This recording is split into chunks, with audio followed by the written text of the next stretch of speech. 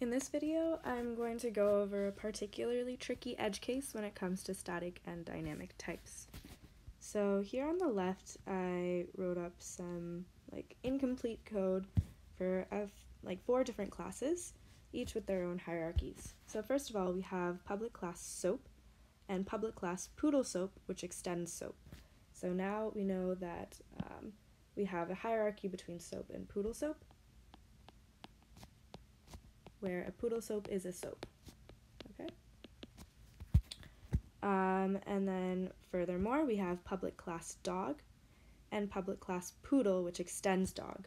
So we have a separate hierarchy between dog and poodle, in which a poodle is a dog, all right? And now furthermore, we have a wash method in dog, which takes in one argument, soap. So right over here. And then in poodle, we have another wash method, which takes in a poodle soap. So it's tempting to look at these two methods and think that poodle is overriding dog's wash method, but that's not really happening here. So remember that overriding only happens when the method signature is exactly the same.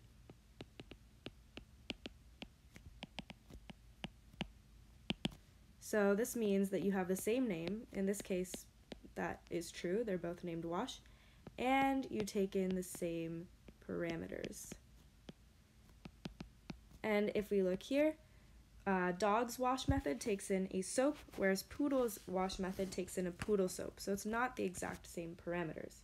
So this is an example of overloading. And remember that overloading is when it has the same name but different parameters. Okay? So that's going to be really important as we execute some lines of code below. So, there we go. Alright, so in these lines of code, we're going to instantiate some variables and then call the different wash methods and see what happens. So first of all, I'm going to keep track of our types in a little chart over here. So I'll have static type and dynamic type. Alright, so poodle Fifi. So I'm declaring a new variable called Fifi, which has a static type poodle. And I say equals new poodle, so the dynamic type, the object it actually points to, is a poodle as well. Alright, and then we call Fifi.wash new soap. And remember that we have a very particular procedure that we will always follow. It may seem like there's a lot of edge cases and you have to remember a bunch of arbitrary stuff, but the procedure is actually always the same. So first, during compile time, the compiler is going to proofread this line of code.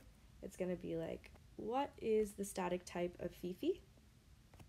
And we know that Fifi is a poodle if we look over in our static type chart.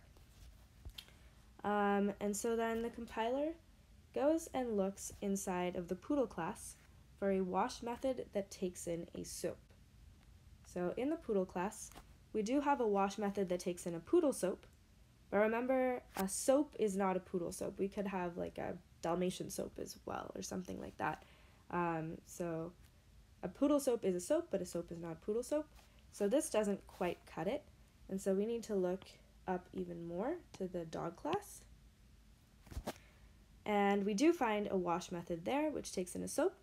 So this method is inherited into poodle, so we're allowed to use it now. And so the compiler's like, okay, this line of code is fine. And in fact, I'm going to have a bit of an analogy where the compiler has its own compiler notes, and anytime you do a method call, it's going to take note of the method signature. So here we found wash, which takes in a soap. Okay? Then during runtime, we know the dynamic type of Fifi. And in this case, it's a little bit trivial because Fifi is static type poodle and dynamic type poodle.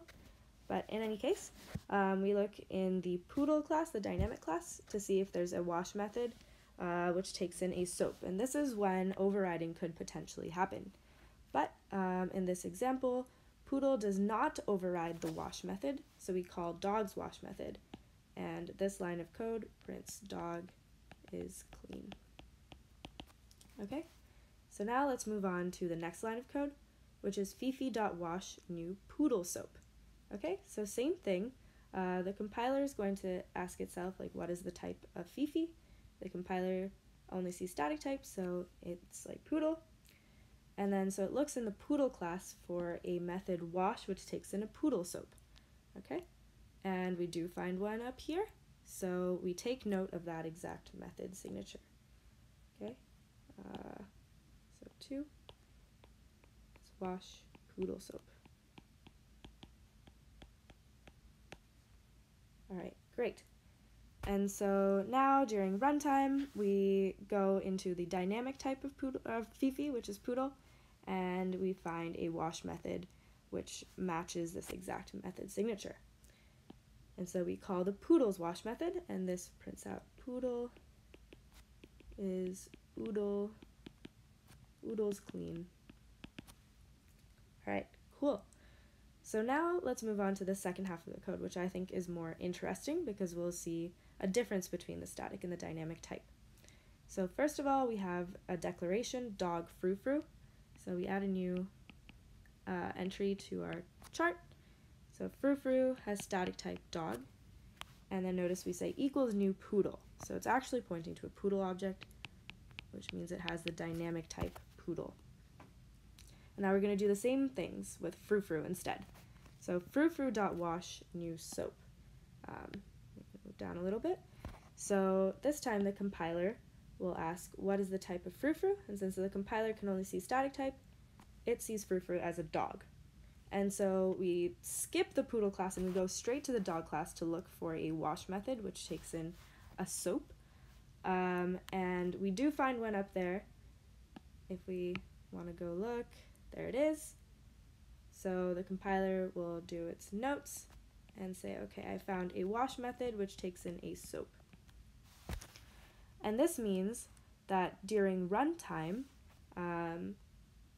we're going to look at the dynamic type of frou-frou, which is poodle.